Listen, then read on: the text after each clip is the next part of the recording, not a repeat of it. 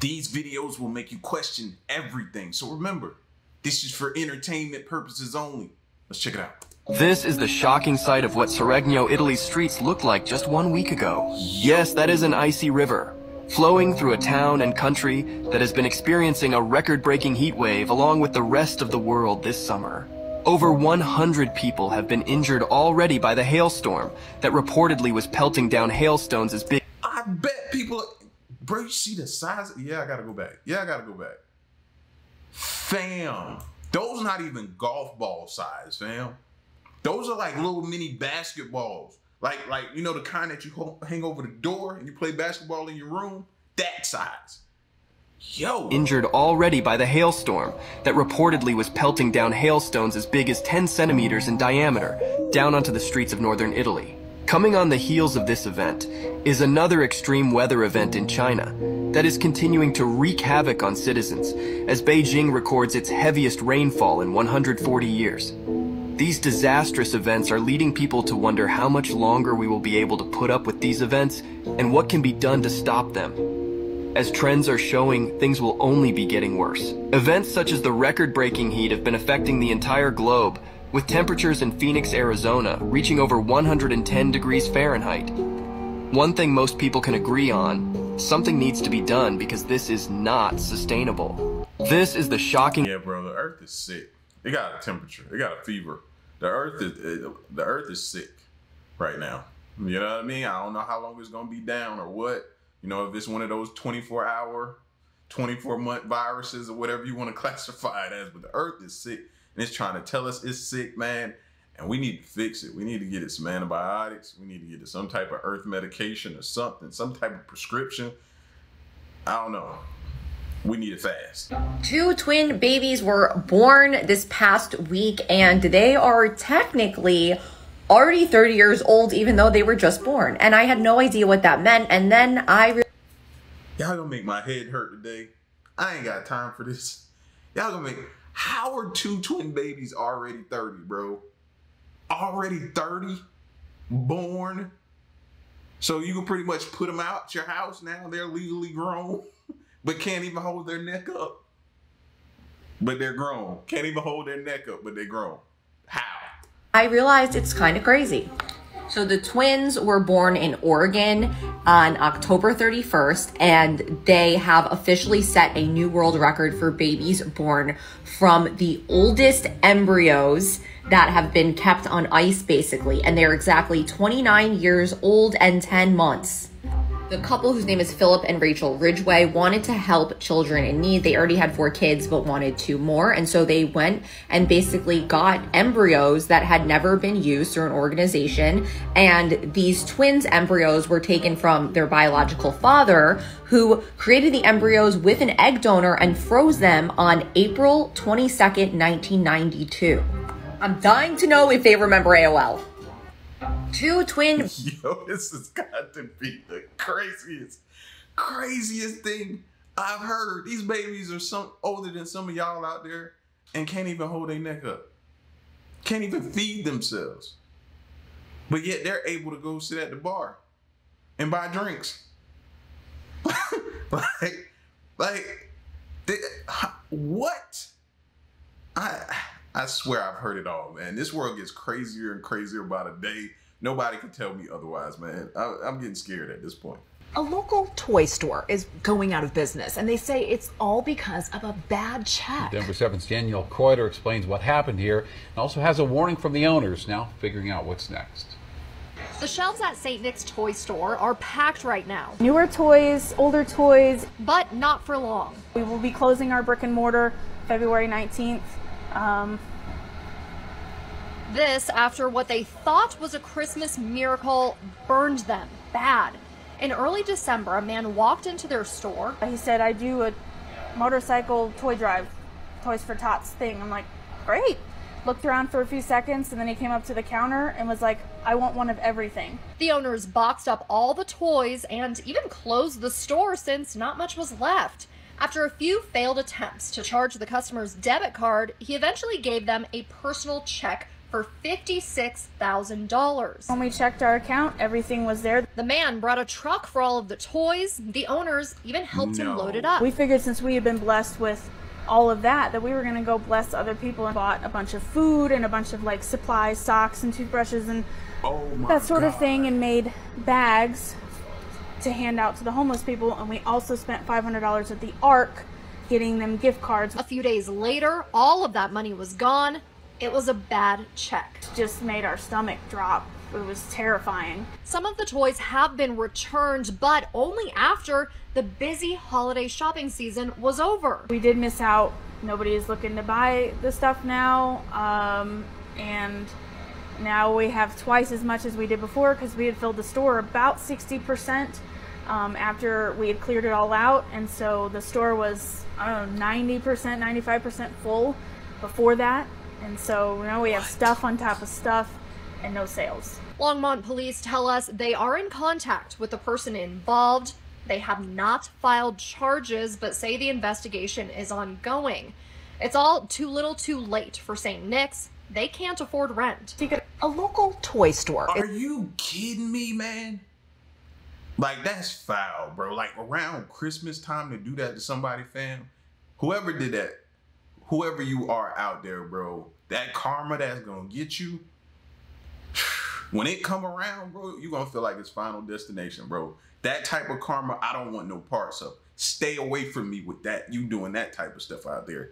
That's next level scamming right there. 56,000. Now, on to the business, right? This is where we gotta have a little bit of self-accountability, right?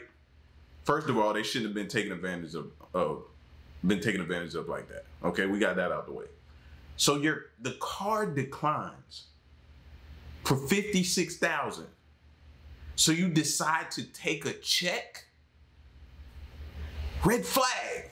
The card is declining for 56,000. Red flag. Huge red flag. Number two, you don't verify that much of an amount with the bank. I don't know how these things work behind the counter, so I'm asking. Is that not verified first? I would expect an amount that large, some type of verification goes through with the bank to give us at least some assurances that everything is good. And she did say it showed up, so I don't know what happened here. Where's the breakdown? Maybe the bank they was using. I don't know, but yeah, a little bit of self-accountability there, bro. Verify, verify, verify. A homeless man now sits in jail for allegedly stabbing a man on South Beach. Jonathan Crenshaw is known by some locals for painting with his feet because he has no arms. The victim claims he asked Crenshaw for directions when he suddenly pulled out a pair of scissors with his feet and stabbed him in the arm. Crenshaw, however, says that man punched him in the head first while he was sleeping and he acted in self-defense. A homeless man now sits in... So, I'm not playing with y'all today. Man, no arms. Still gets you? You had to literally stand there and let him do that to you, fam. Ain't no way, bro. Ain't no way. No way. No. No, I'm not believing this. Ain't no way that just happened. No way.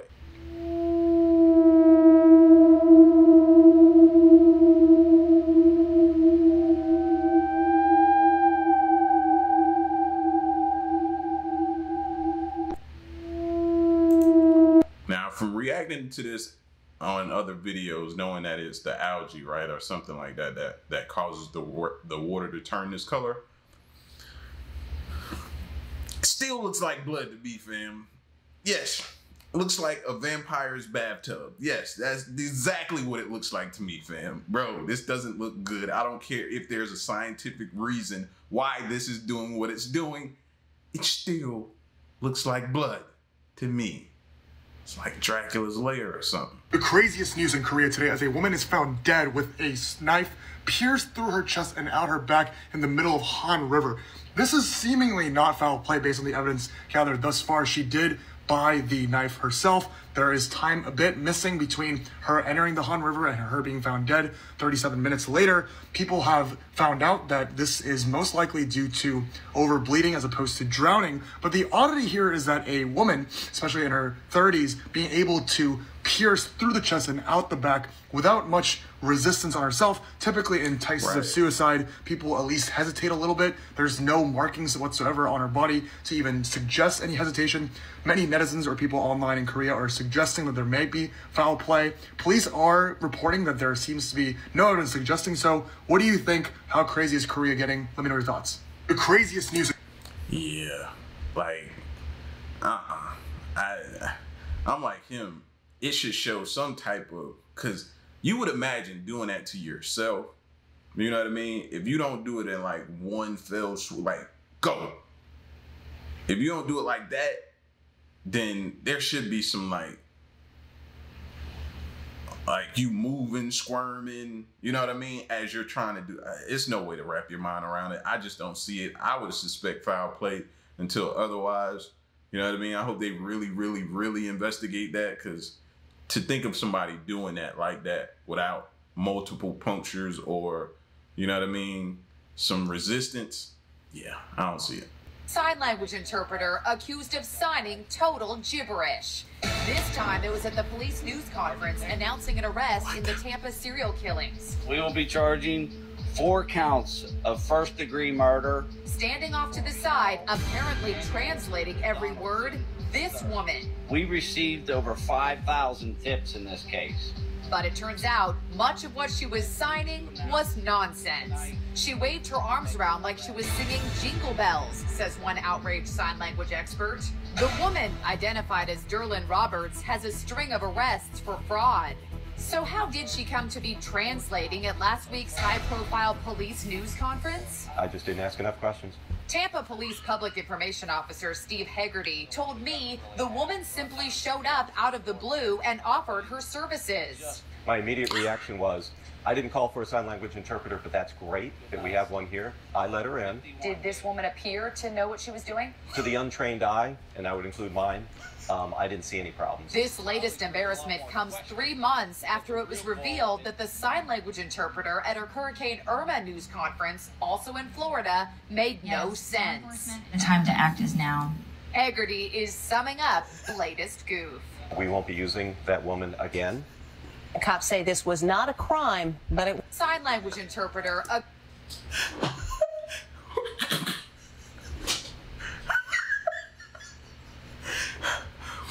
Oh!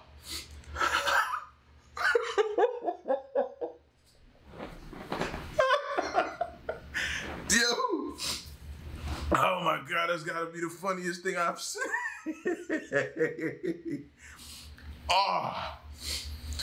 What the Bro, I'm sorry. I don't never do this, y'all. But I gotta watch this again.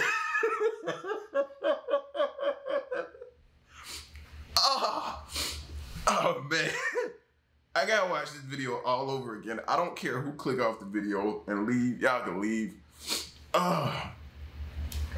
This is the most diabolical thing I have ever seen or witnessed in my entire life. A woman just randomly shows up and says, sound like y'all need a sign language interpreter. Oh God. She not right, bro. She is not right.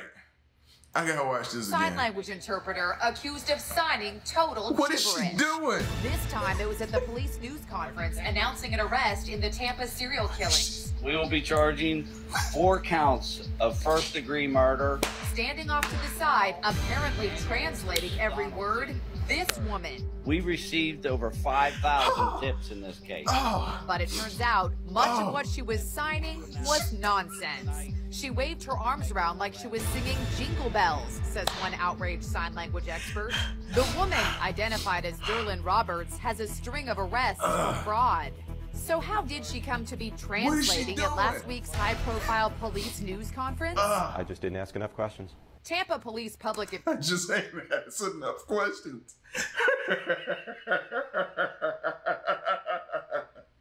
Oh my gosh, bro. There's nothing I don't think can beat this right here today, bro. I almost want to stop here, to be honest with you, man. My side is hurting, bro. My side. She got up there and just fake, just signing, bro. And then at the end, they said, it's not a crime. It's not a crime. Oh my God. And the Pentagon reportedly wants to continue an operation that would allow them to deploy American troops in Ukraine. They're now apparently asking Congress for funding. The Pentagon reportedly wants Congress to resume funding for a pair of top-secret Ukraine programs. That's according to the Washington Post. It reports that 15 current and former officials familiar with the matter spoke on the basis of anonymity. The program would allow the Pentagon to deploy American Special Operations troops in and around Ukraine to observe Russian military movements and counter disinformation. The program had reportedly been running since 2018, but was suspended ahead of Russia's invasion. No American troops have been in Ukraine since the war started, with the small exception of a few soldiers at the U.S. Embassy in Kyiv. A retired three-star general who led U.S. Special Operations reportedly told the Post it would be good to resume the program quickly, saying when you suspend these things because the scale of the conflict changes, you lose access, and it means you lose information and intelligence about what's actually going on in the conflict. However, critics say an action like this one puts the U.S. at risk of coming into direct conflict with Russia. An unnamed official told the outlet what started as a reconnaissance mission can quickly turn into combat when the surrogates start getting shot at. I think that's a real possibility in Ukraine. NTD reached out to the Pentagon for comment, but didn't hear back before broadcast. And the Pentagon... What it did was put a strain on our resources. You know what I mean? Now we may be in a situation to where we need some of that stuff. Like people were screaming about it when it was happening. It was like, be careful.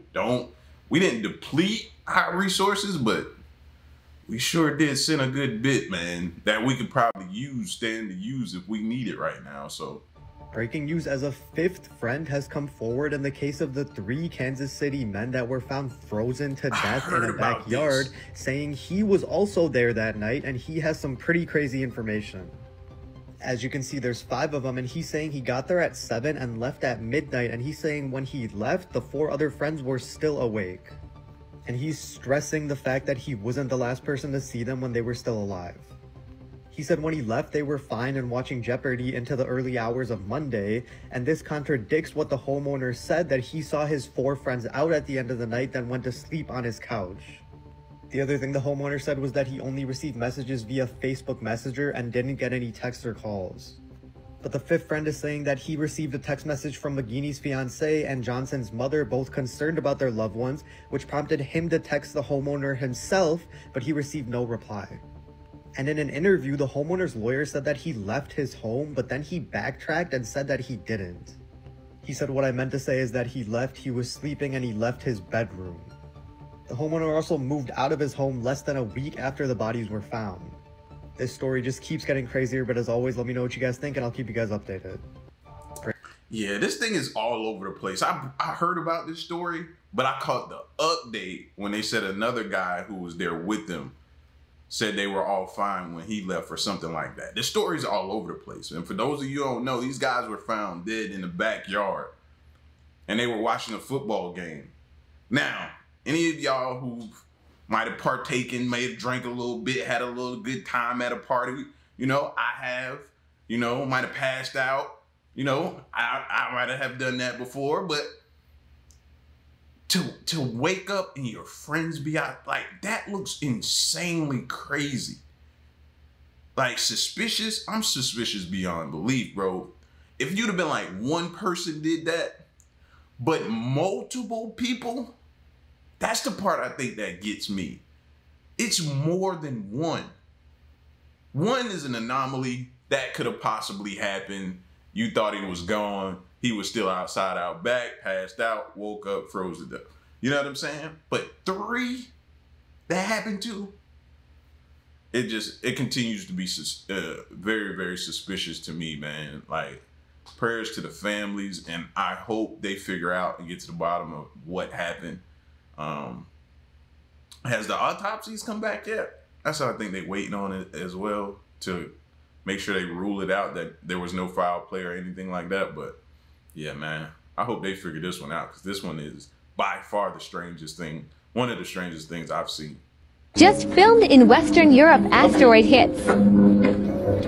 What is that?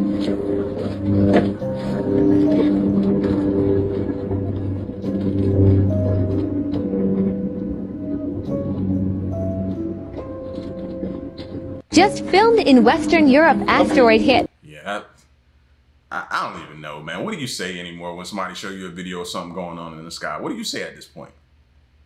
That's crazy. I feel like I've said that enough. That's crazy. Wow. Oh my God. Like all of them things. What do you say at this point? Oh, interesting. Another one? Wow, here's another one. There it goes again.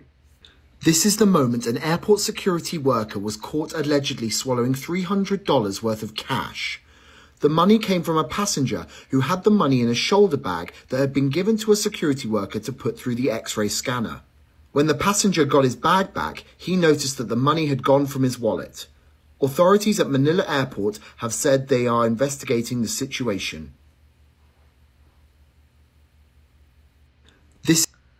So now you gotta worry about these jokers going through your stuff, stealing your money, and you can't even find it because they done ate it.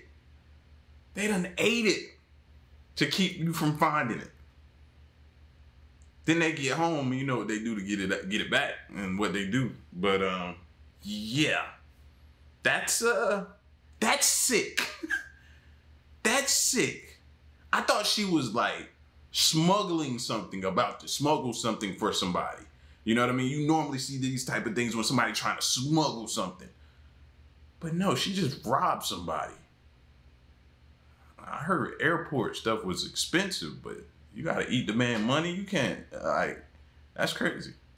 Let's talk about the Life of Luxury incident. These news are extremely devastating, and it even sucks that I'm about to announce this. So if you guys don't know, Life of Luxury is one of the biggest horror channels. Their videos literally get millions and millions of views, and they have created gems such as Her Son Can't Stop Growing at Night. Yeah, I remember them.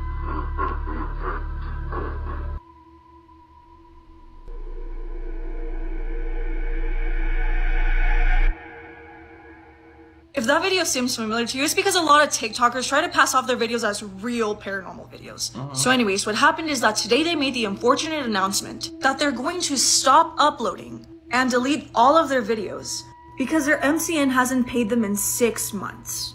In their letter, they also gave a warning to smaller creators, saying that if you get reached out by Scale Lab, to avoid them at all costs. They've also stated that if you want updates, to follow Parker Hodge on Instagram and subscribe to Luxury Dark.